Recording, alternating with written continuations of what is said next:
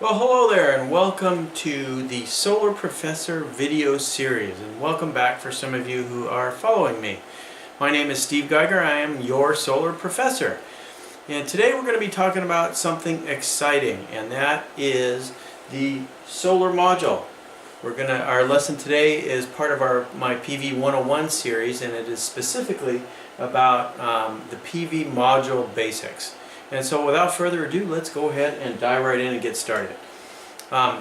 Here's a picture of some solar panels or PV modules. In a previous video I had mentioned that we use the term solar panel and module interchangeably. Module is really the scientific term. I'll be going over that in just a moment. But in layman's terms, out in the field, a lot of folks are saying, and a lot of customers call them solar panels. And so using the term and having that understanding, I think, is very important. It's like calling an adjustable wrench a crescent wrench, or a facial tissue Kleenex. It's the same type of concept there. So understanding the difference and the makeup, what makes an actual module, i.e. solar panel, is what we're going to be talking about today. So let's move right on through. Alright, I got a few learning objectives for this particular video. One is to describe the photovoltaic effect. The second is to explain differences between monocrystalline and polycrystalline solar cells, to identify the 5 electrical parameters of PV modules, and those are the basics. And then in a follow-up video, I'm going to get even further into, when we talk about the IV curve, even more about the solar modules themselves. Okay, here's the basic building blocks of a solar module. And we have the cell. I actually have some cells here, and we'll talk about them as well. This is a cell I hold in my hand right here, and we'll talk about the different types of cell. That also in this bag, it's kind of funny, there is another type of cell in here which is broken. The silicon cracked and it's shattered, and you may be able to see that in there as well. Anyways, what we're showing here is the cell is the basis of the module. You can see there's a number of cells that are used to make a module. And oftentimes we'll see 60 cell or 72 cell modules. 72 cells a little bit bigger. There's even been 96 cell modules available. Those are really large. And again, in looking back behind me here, I actually have a full-size module here, and we'll talk about how it's actually manufactured in a few minutes.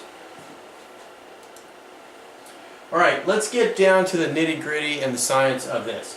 Semiconductor materials with special electrical properties can be made by adding a small amount of other elements to silicon crystals. So, what this particular slide is showing us here, and again, I give credit to the pictures and actually the illustrations in a lot of the materials that I have here from the book Photovoltaic Systems from our friend Jim Dunlop. This is the actual book right here. What we're talking about, a lot of the information is in Chapter 5, which is specifically about solar modules and cells. This happens to be the 3rd edition. Some of these pictures that I'm showing you are from the 2nd edition. I like some of the illustrations, particularly from the 2nd edition. So, this book, as I mentioned in my NABCEP video, the 4 things that you absolutely must know for the NABCEP, this is the book. This is the book that many of the questions of the NABCEP exam come from. And so in particular, today we're going to be talking about the information that is in Chapter 5. In fact, there's some of the pictures right there. Okay, let's continue on. What we've got going on right here is semiconductor material. This is the makeup of a solar cell. It is made, solar cells are mostly, especially the ones commercially available that we see in residential or commercial projects, are made out of silicon. And so in the way that they actually make this is they'll go ahead and mix some boron in with the silicon during the manufacturing process, and I got a picture of that in just a moment I want to show you. called P-type silicon on one side of the cell, and there's N-type silicon on the other side.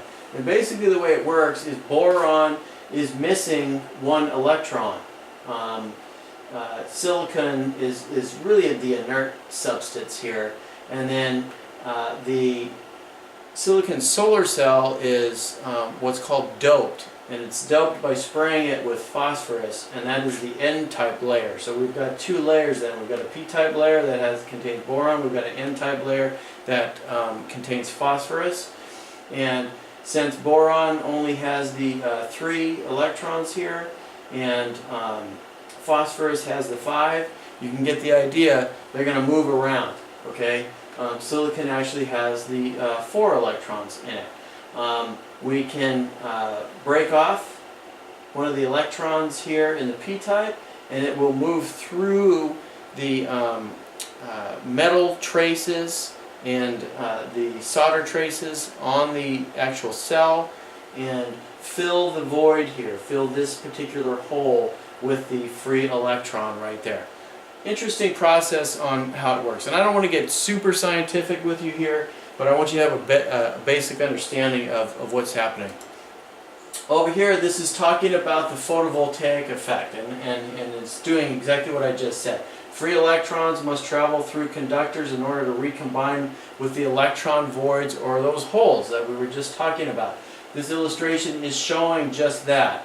Okay, we have the N-type layer on top, P-type layer, again with the boron here, phosphorus is on top. You can see the metal traces right here. That's that grid that you see on the solar cell.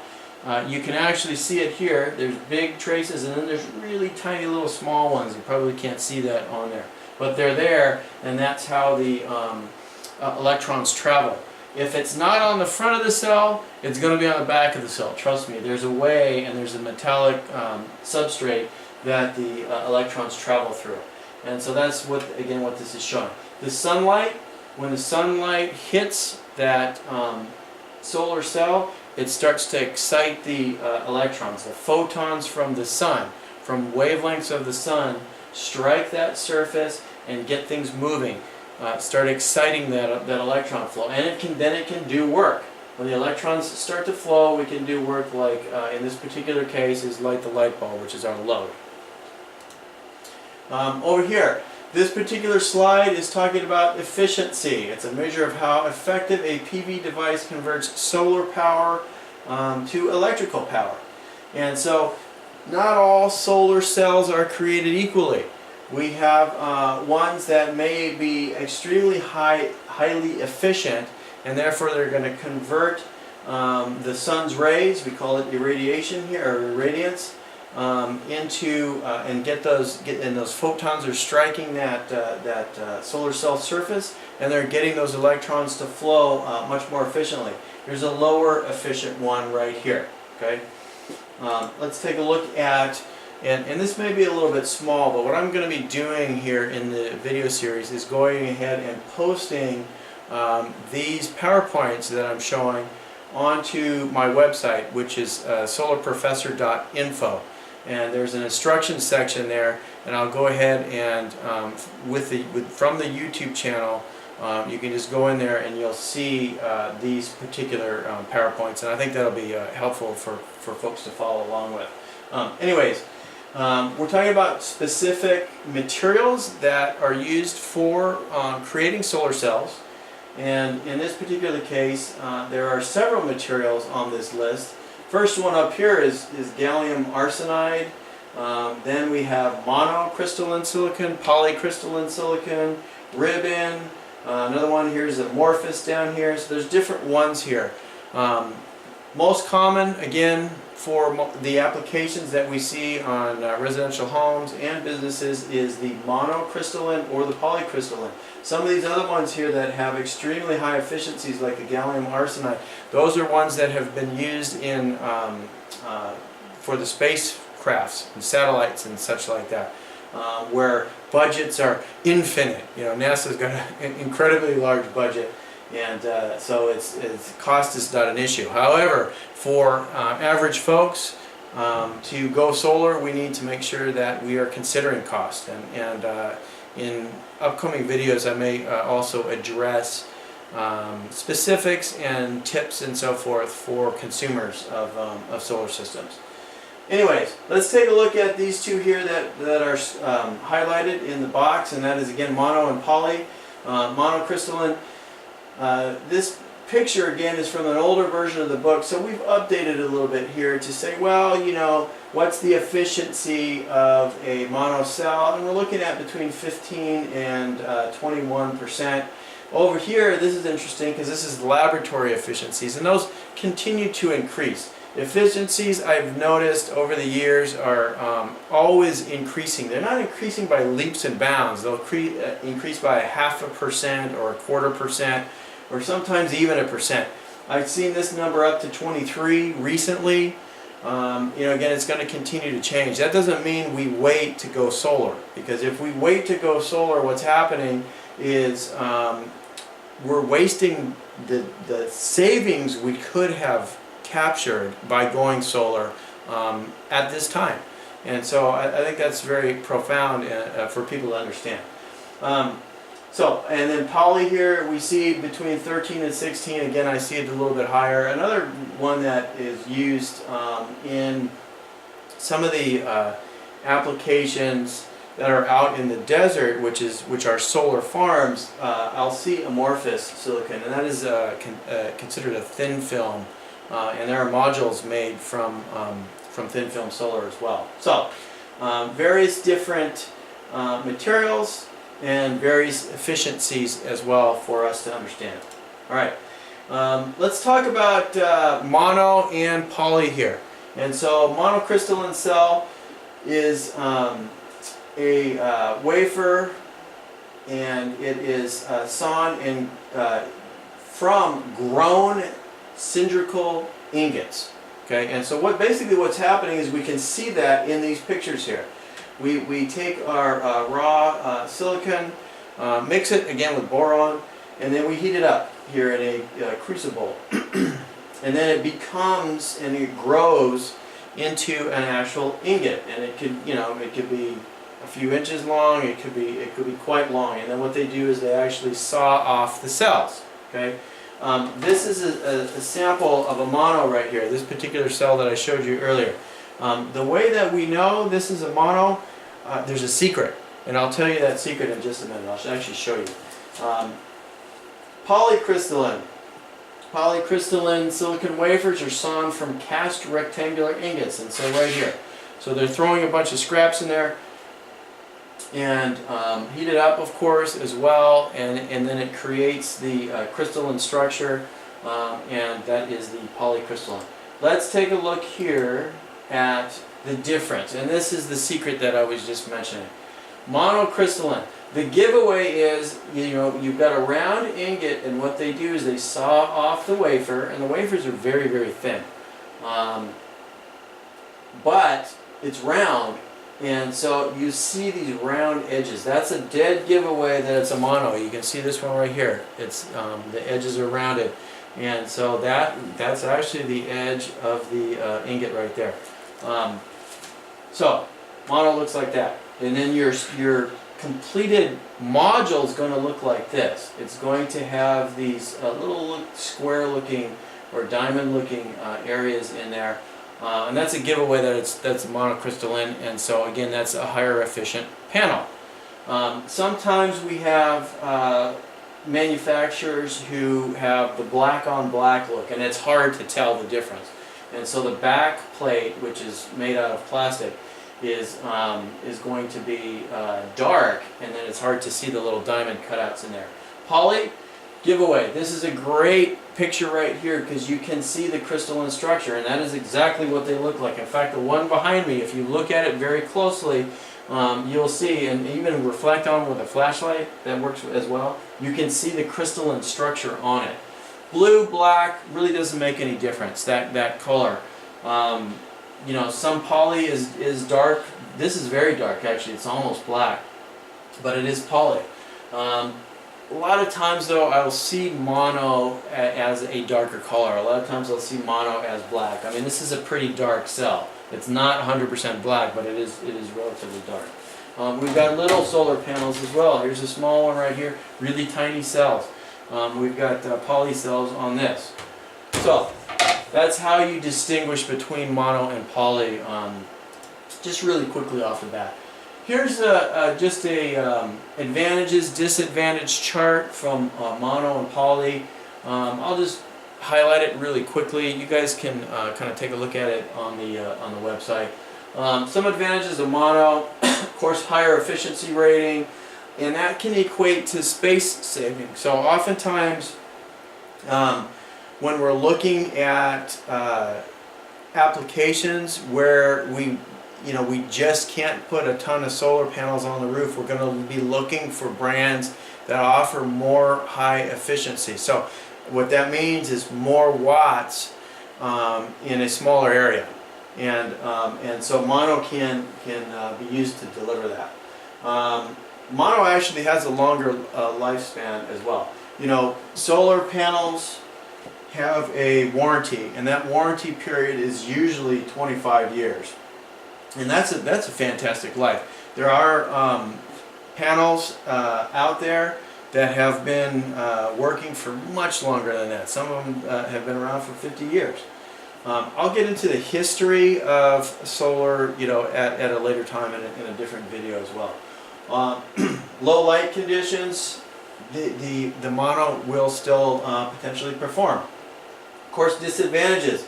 Mono costs a little bit more. A little bit of silicon waste in the manufacturing. Why? Because you're sawing off those little edges of the ingot. Poly here, some advantages: simpler, cheaper manufacturing process. Although nowadays I am actually seeing there's less of a difference in price between the two.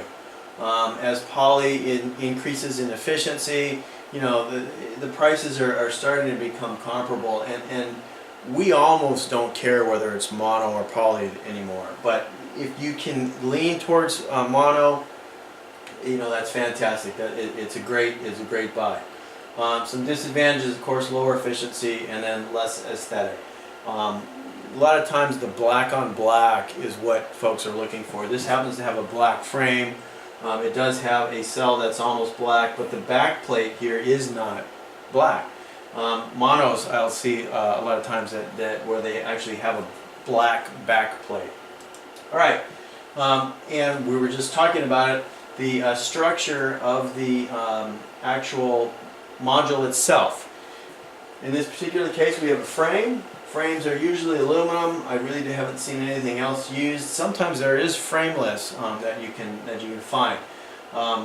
Available in black, or in this case here it is silver, and they call that clear. The way that it's manufactured is our cells are sitting there, and we've got a polymer material. So it's basically plastic, and the cells are hermetically sealed in that. And then there's a back plate, and the back plate is really just a piece of plastic, and oftentimes it's white. And then there's glass cover. The glass is pretty strong on these things. The glass can actually withstand golf ball size hail. Modules are constructed from PV cells surrounded by several layers of protective material, and that's what it's about. It's about protecting those cells. This is the last thing I want to show you. Module nameplates must include performance rating for the module and may include other information used to design a PV system. What we're seeing here is a manufacturer's actual nameplate that's on the back of the module. Right here, there's a nameplate on the back of this module. They all have them. Okay? There are 5 important things on there, and especially for those of you who are going to be taking the NABCEP exam, these are critical for us to know, and I believe these highlight here. First thing here is, of course, the wattage. Nominal power here says plus minus 5%. The reason why it says that is when these cells are manufactured, they're not perfect.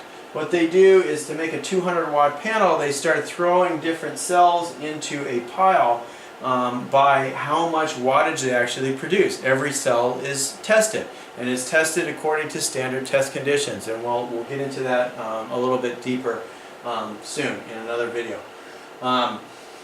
So, could be plus or minus what it says on the nameplate rating for its actual production. Over here, the next one is right here. Current at maximum power. So that's a maximum power current right there, and we're going to have the maximum power voltage. Then it's also going to show on the nameplate the short circuit current and the open circuit voltage. There's a distinct difference between maximum power current and short circuit current. Same thing with max power voltage and open circuit voltage. When we start talking about the IV curve, I will go ahead and address that specifically, what the difference is between those. And the IV curve is a fantastic place to showcase that. Let's see, I think that's all I have for you guys today. Oh, a couple of other things that we may see on there. Maximum system voltage, we could use that particular panel in a 1000 volt system. And when I get into talking about inverters and string sizing and such, we'll identify that as well. And then this is talking about a fuse size also. Alright, that is your introduction PV 101 of module basics. And I hope you found it informative. And please like the video. So we'll see you on the next one. Thank you.